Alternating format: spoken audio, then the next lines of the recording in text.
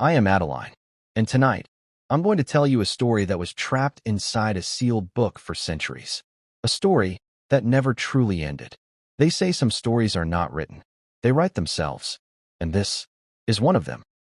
The kingdom of Dunroth lay on the edge of a gray, wind-battered continent where the sea and sky had forgotten their color.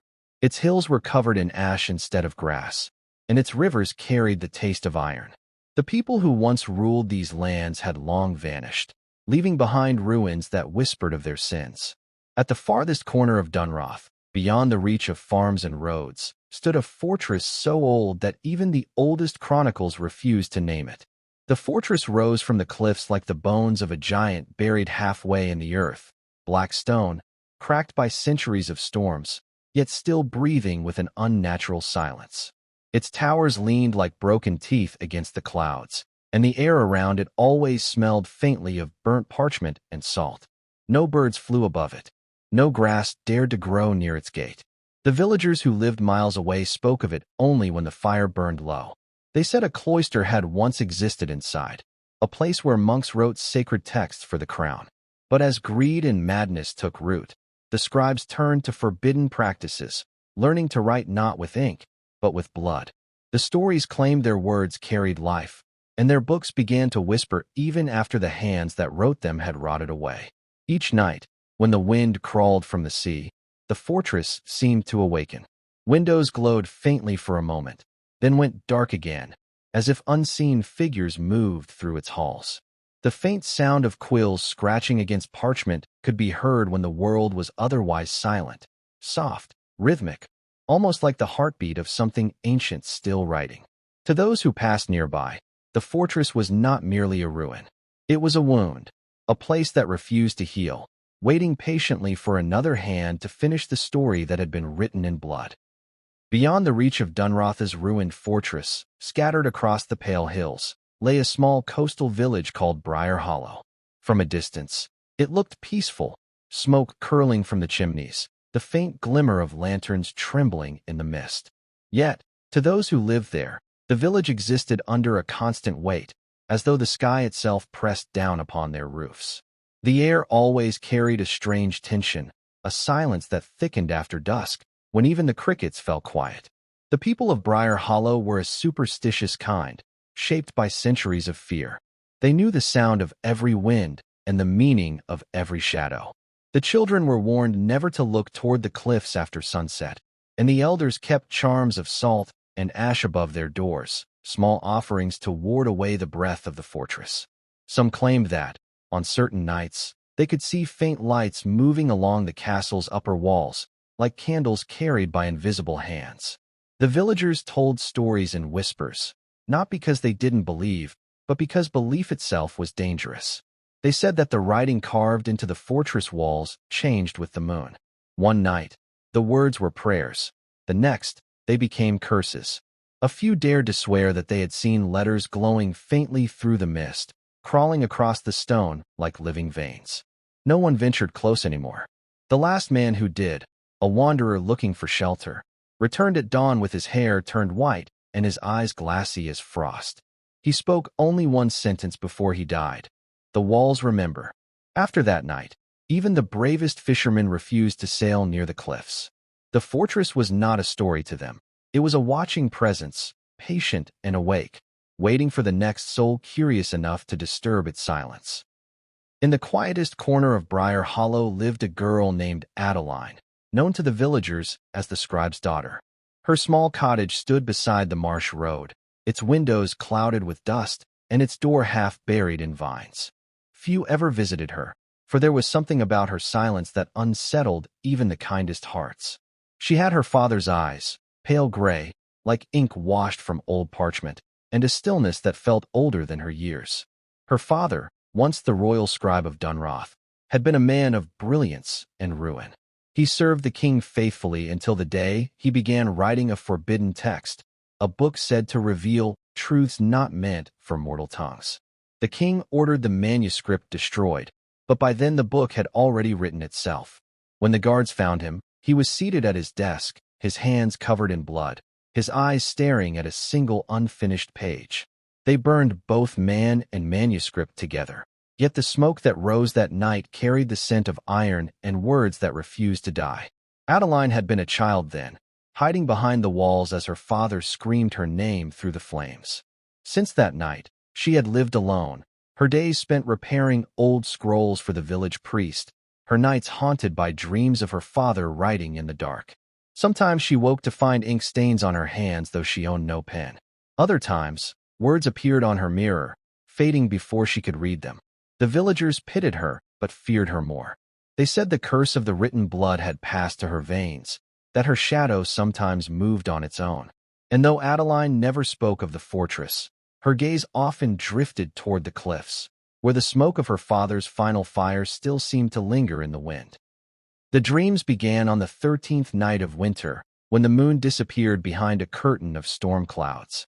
Adeline awoke just before dawn, her breath heavy with the taste of smoke, her fingers trembling as if they had been holding a quill.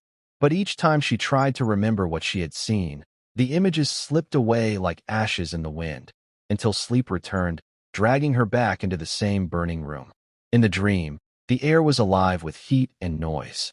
Flames crawled up the walls, devouring shelves of parchment and jars of blackened ink. Her father sat at his old desk, his back to her, his shoulders hunched in feverish concentration. He was writing faster than human hands should move, dipping his quill not into ink, but into the blood that pooled at his wrists. Every stroke shimmered red against the parchment, and the words seemed to move after he wrote them, shifting, reshaping, rewriting themselves. Adeline tried to call out, but her voice vanished under the crackling roar of fire. When he finally turned toward her, his face was not his own. His eyes were hollow, and his mouth formed silent words that only the heart could hear. The story is not finished. You must complete it. As he reached for her, the dream folded inward. The walls collapsed into flame, and the room bled into darkness. A quill fell through the air, its tip glowing faintly, landing at her feet before the world dissolved. She always woke the same way, gasping, drenched in sweat, her hands stained crimson though she had touched nothing. The quill from her dream never appeared in daylight, yet her pillow carried the faint scent of iron. Each morning, she told herself it was only a dream. But every night, the voice returned, softer, closer, waiting for her to answer. The 13th dream left Adeline trembling long after sunrise. The voice of her father lingered in her mind like a stain she could not wash away. For days, she refused to sleep, lighting candles that burned through the night, as if the flame could guard her from whatever called her name. But on the 7th evening, the wind itself began to whisper. It came from the direction of the cliffs, low, steady, and rhythmic, like the breath of something vast. When she stepped outside her cottage, the air was cold enough to bite through skin, yet she heard the faint murmur again, "Finish it." Her heart struck once, heavy as a bell, and then she began to walk. The road to the fortress had not been used in decades. Wild thorns covered the path, and stones jutted from the ground like broken bones. The moon hung low and swollen, casting the landscape in colorless light. As Adeline approached the cliffs, the wind grew louder, turning from whispers into a chorus of voices, her father's among them, pleading and commanding all at once. When she reached the gate, the ancient iron stood half buried in vines. She brushed the frost from its surface, and beneath her touch, the metal pulsed faintly warm, like something alive. Then, slowly, without sound, the gate began to open. The air that escaped from within smelled of old paper, rust, and something sweet, the scent of decay that has waited too long. The storm above her fell silent, and for the first time in years, the sea below ceased to move. She stepped forward, her shadow swallowed by the dark, and as the gate closed behind her, she felt it, the fortress breathing again, as though it had been waiting only for her return. Inside the fortress, silence had shape and weight. The air felt heavy, pressing against her chest as if it wished to keep her from speaking.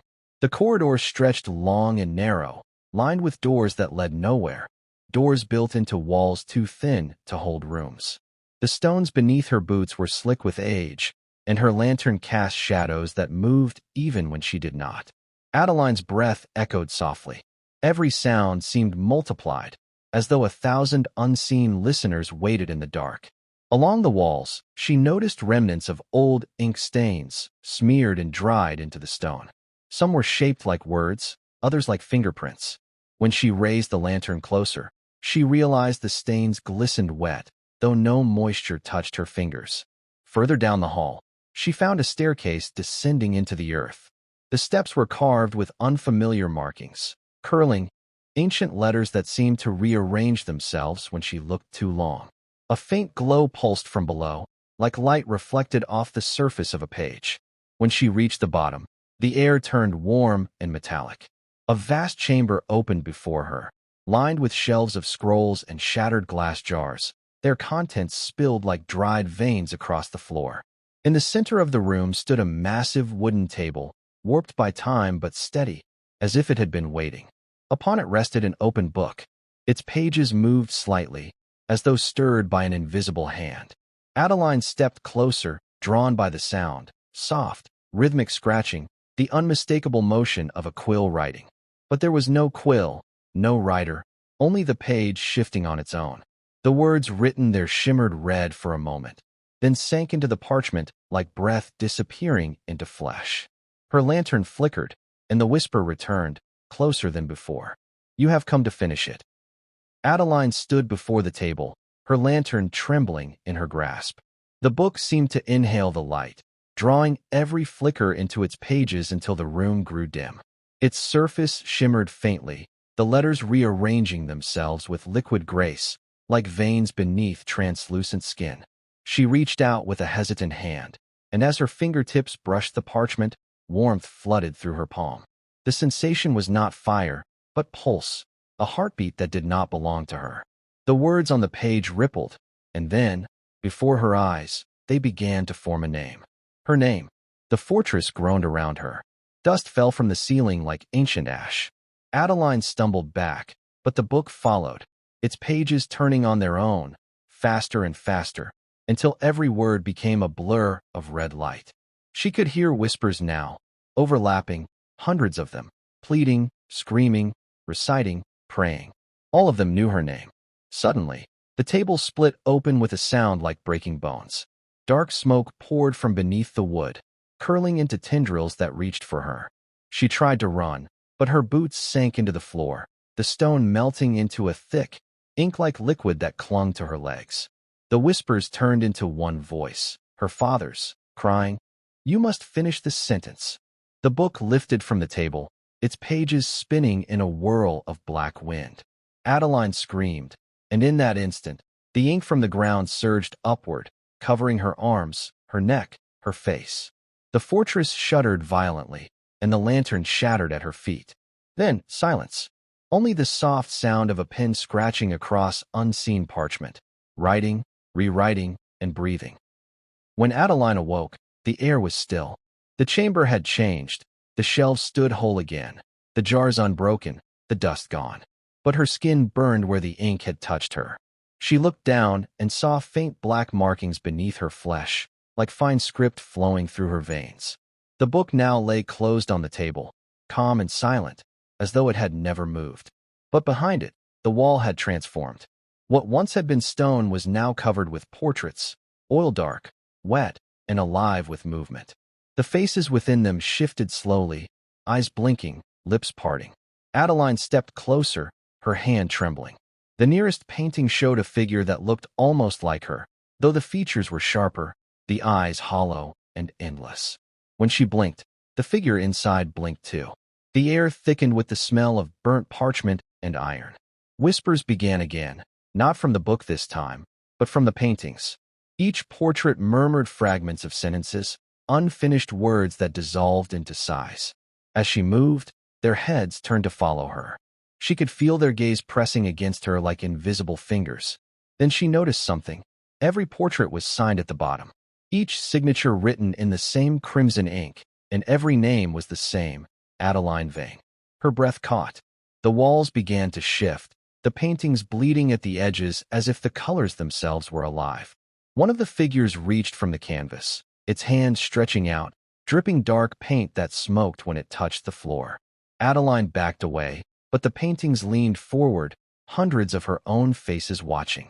The book opened behind her with a sharp hiss, the pages fluttering as a deep voice whispered, "Every word written must take a life, and yours has just begun."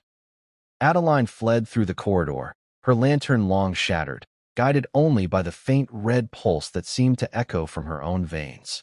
The fortress no longer obeyed the laws of space. Staircases led upward into walls. Doorways opened into rooms that bled into one another like spilled ink. The very air shimmered, bending and twisting as though the world were being rewritten with each breath she took. She pressed her hand against the cold stone to steady herself, but the wall felt warm, and it pulsed once beneath her touch. A face surfaced from the stone, screaming without sound, before sinking back into the wall. Her knees buckled. The fortress was alive. It remembered every soul that had ever entered. Whispers filled the corridor again, this time not as pleas, but as laughter. They mocked her, reciting fragments of words she did not yet understand. Author. Sentence. Ink. Each word made her heart strike harder. Then she saw them, shadows moving ahead, their outlines thin, sharp, and trembling. They were not walking but gliding, their forms shifting like smoke through glass. Adeline stumbled backward, her foot hitting a loose stone. When she looked down, she saw the floor carved with thousands of names, carved deep, filled with dark, dried ink. At the very center, one name glowed faintly, Adeline Vane. Panic seized her. She ran, turning corner after corner, until she reached a great hall she did not remember. Candles burned without flame along the walls, and at the far end, an enormous mirror waited, tall as the ceiling, framed in black iron. The air grew colder as she approached. Her reflection appeared, pale, trembling, but her eyes were no longer her own. They moved a fraction slower, smiling when she did not. The mirror spoke first. "You are writing yourself, Adeline, and the story will not let you leave unfinished." The voice from the mirror was not hers, yet it knew her thoughts. It spoke in rhythm with her heartbeat, echoing every hidden fear she had buried since childhood. The surface of the glass rippled like water, revealing flashes. Her father kneeling at the fortress table, a quill of bone in his hand, the same book before him. He was not writing stories. He was binding souls. Each name written was sealed within the walls. Each victim eternally alive in portrait and whisper. Adeline's father had been the last keeper of the blood script, tasked to continue its writing until his death. But when he refused, the fortress took him instead, trapping his spirit within its ink. Tears burned her eyes. The truth crashed over her. She had not been called here to save him. She had been summoned to finish what he could not. The mirror darkened. Her father's reflection appeared beside hers, his face half consumed by moving letters. "I tried to end it," he said, voice trembling through the glass. "But once the script begins, it needs blood to stop." Adeline stepped closer, placing her hand against the cold surface. The glass pulsed beneath her palm, warm, alive, and breathing. The ink within the mirror began to climb her wrist, curling around her veins like vines. She tried to pull away, but the mirror held her fast. Then she heard it, a steady scratching behind the walls, growing louder, faster. Every corridor echoed with the sound of invisible pens writing. Her reflection smiled again, whispering in a tone that was now her own. "You can only end the story by writing your last word." The fortress shook. Pages fluttered through the air like wings, and the mirror cracked, not from outside pressure, but from within. Through the fractures, something vast and written began to crawl out. The mirror split open with a thunderous crack. From within, the ink poured like blood, thick, dark, and alive. It twisted upward, forming a figure out of smoke and script, its surface covered in letters that crawled endlessly across its body. Its face shifted between countless forms, the faces of the trapped, the forgotten, the damned. Adeline fell backward, her hands scraping the cold floor. The thing stepped from the glass, its body flickering like a candle flame, its eyes glowing with the same crimson light that pulsed within her veins. It spoke without a mouth, its voice emerging directly inside her head. "You are the last author, Adeline. The ink knows your blood." A tremor ran through the hall as the fortress itself began to react, walls expanding, doors melting into script, stairs reshaping into endless spirals of parchment.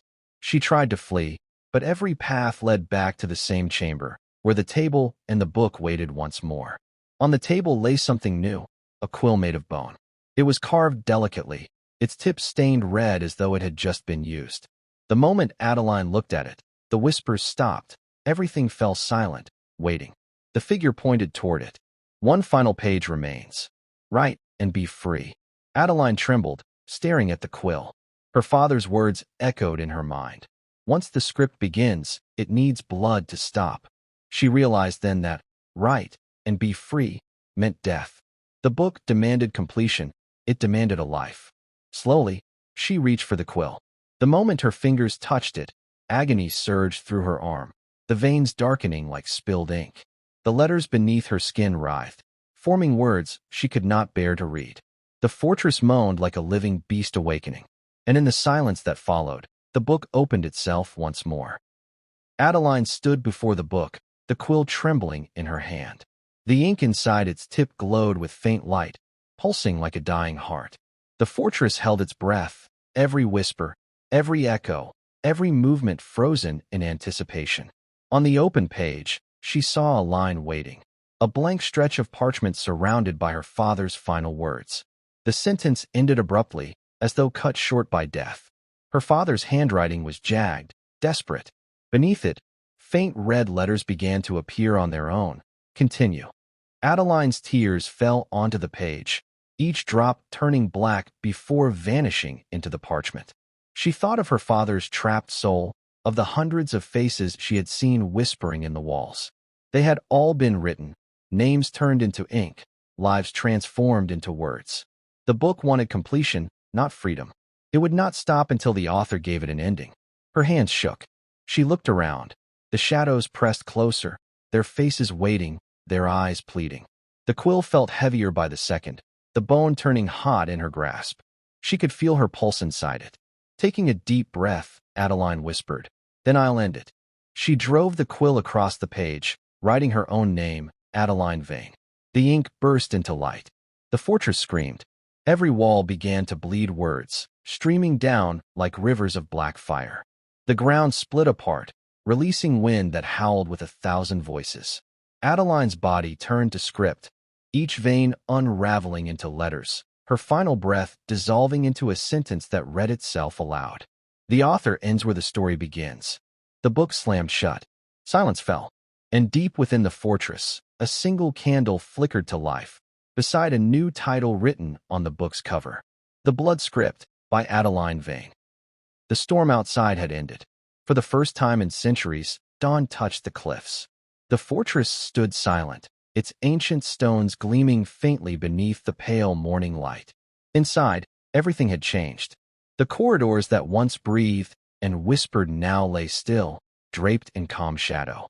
The air smelled of salt, ash, and faint ink, the scent of a story that had written its final line.